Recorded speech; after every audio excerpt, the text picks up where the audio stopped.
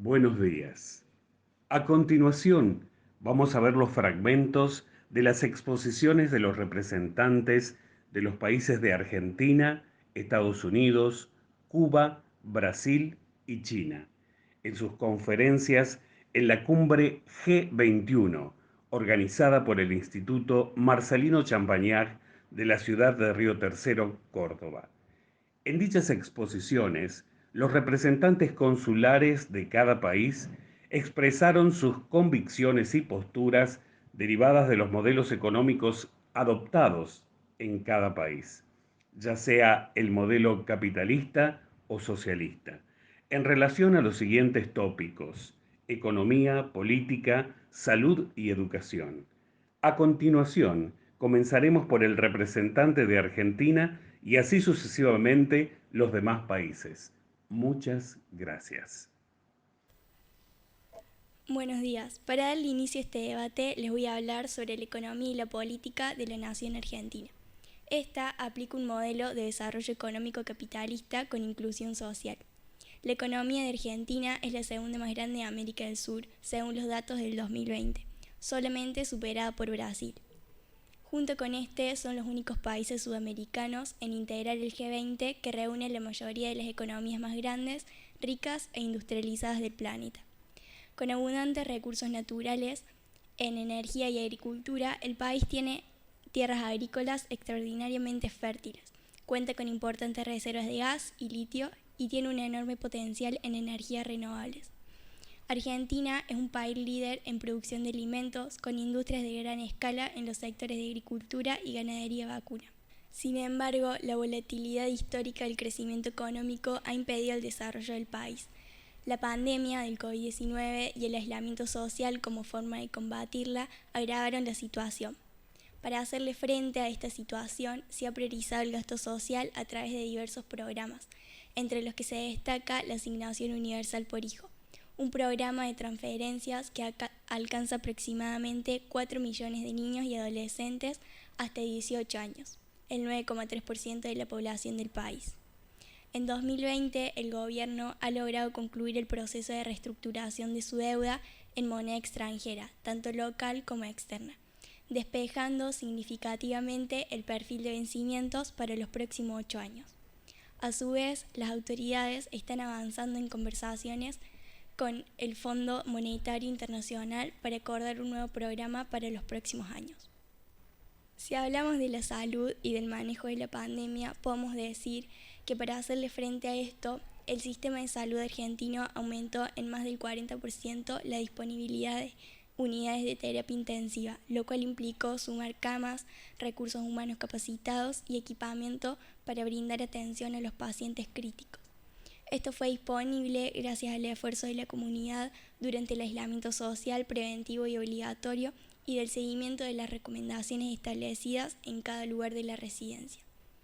El Ministerio de Obras Públicas construyó más de 12 hospitales en todo el país.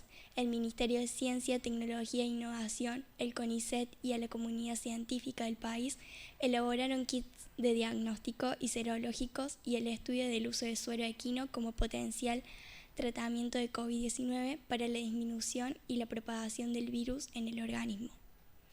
En cuanto a la educación, el sistema educativo de Argentina se compone en 4 niveles: inicial, primario, secundario y superior. La educación en Argentina es un bien público, un derecho personal y social de las personas, del cual el Estado debe hacerse cargo. Además, determina que es obligatoria entre los 5 y los 18 años de edad. Argentina fue el segundo país de América Latina en establecer la educación primaria, secundaria y universitaria pública y de calidad. Politics. In general terms, political matters in China have been stable and the Communist Party remains powerfully steady. The current China leader, Xi Jinping, practices in all of his 3 degrees as General Secretary of the party, President of the Central Military Commissions, and President of the People's Republic of China. Xi Jinping is seen as the most powerful Chinese leader since Deng Xiaoping. In 2020, the Chinese government reinforced both its rhetoric and political control internally as well as externally. We believe that the low global demand and the taut international links emphasized the need of a self-sufficient economy, which would increase the weight of the international market.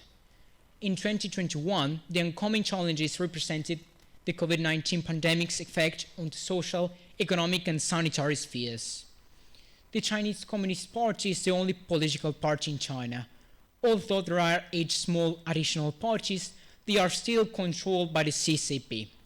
The People's Republic of China, regarding our constitution, is a socialist state under a popular democratic dictatorship, being our nation recognized for its centralized unitary state fully run by the CCP, the same that along with the state speaks in the name of the folks, but in preservation of the proletarian dictatorship. The CCP also has absolute control and jurisdiction over the whole country. We catalog our political and economical system as Chinese characterized socialism. It was actually Deng Xiaoping who proposed to use the market socialism phrase to define the country's evolution back in the beginnings of the 80s. Undoubtedly, Chinese characterized socialism or market socialism is a political and economical system that prevails in the People's Republic of China. Economics. China has a highly diversified economy that is ruled by the manufacturing and agricultural sectors. At the same time, it is the most crowded country in the world and one of the main both producers and consumers of farming products. In regard to this, it is the worldwide producer of grains, rice, cotton, potatoes, and tea. As for the livestock production, China takes over the raising of pork and ovine cattle, but also leads the fishery. A series of plans has been designed to transform, update, and diversify agriculture, aiming at increasing the production. Besides, our country possesses wealthy natural resources. Our coal reserves represent 2/3 of the whole primary energy consumption. China is a global leader in mineral production regarding tin, iron, and gold, but also has significant gasoline and natural gas resources, which turns China into the 5th petroleum producer country of the world. Economic development in China has matched mainly with the development of a competitive external-oriented manufacturing sector. Over 50% of the Chinese exportations are boosted by companies with foreign capital. Health and pandemic management. China has deeply modified its health system over the past years. The earliest reforms intend to strike a balance between public health services and private insurances. The country is looking for a sanitary coverage expansion as well as a cost reduction for patients in a moment in which the newest middle classes are demanding on a better health care and as the population ages. In order to accomplish what we offer, we are carrying out a huge investment in the public system. In the last few years, the public healthcare budget has definitely tripled, but as investment also comes from private sectors who look forward to motivating the participation in our health market. COVID-19. Beijing implemented one of the most draconian models ever tried to manage the pandemic around the world. Despite being criticized for violating people's rights, it is true that it has accomplished what many Western countries couldn't. After all, measures such as confinement, test, tracking, and quarantines were the ones that kept under control the epidemic spreading, giving as a result a notably low mortality rate and a quick reinstatement of economic activities. Education. The Ministry of Education is the one handling education, which is free and compulsory for all children from 6 to 15 years. Surpassing that age limit, students must pay fees and take admission exams. Nevertheless, this ends up on a mere drop of higher level students. Likewise, hard work, notions, day-to-day discipline, and respect for the elders are ardently taught from childhood. Kids are taught to be the best in whatever they do. That may explain why we, the Chinese, have always been so remarkably good at art, culture, and science. In 2010, Shanghai was first at PISA's International Maths, Reading and Science exam.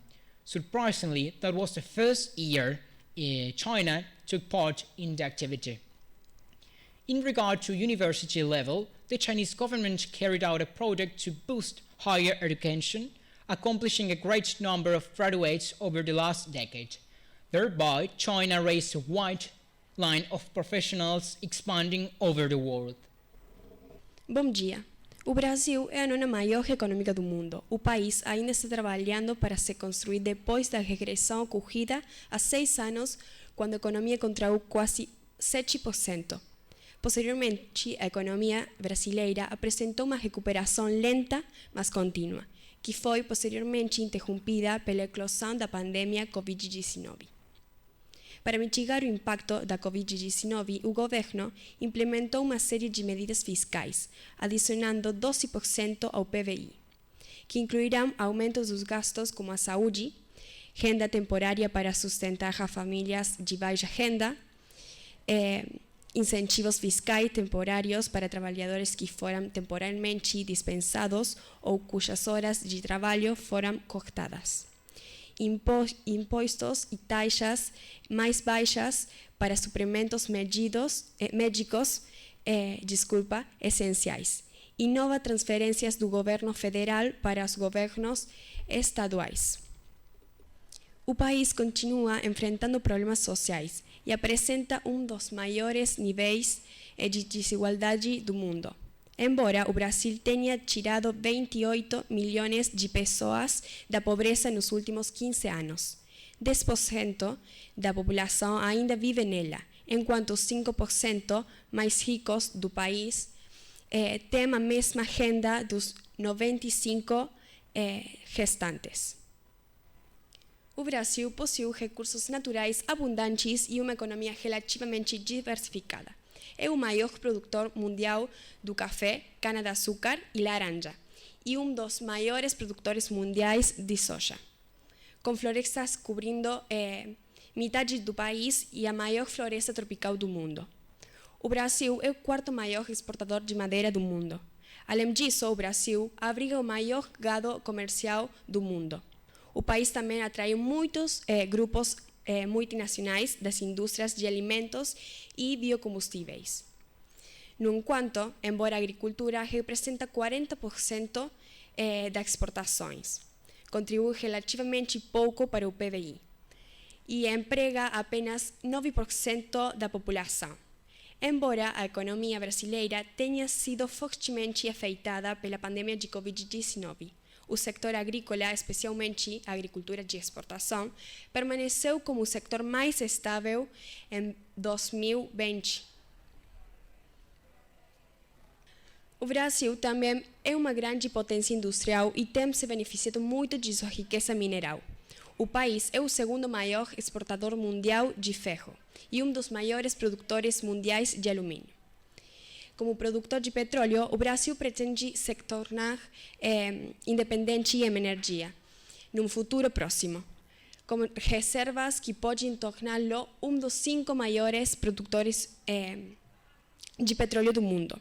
Além disso, o país vem se afirmando cada vez mais nas indústrias textil, aeronáutica, farmacêutica, automotiva, siderúrgica e química.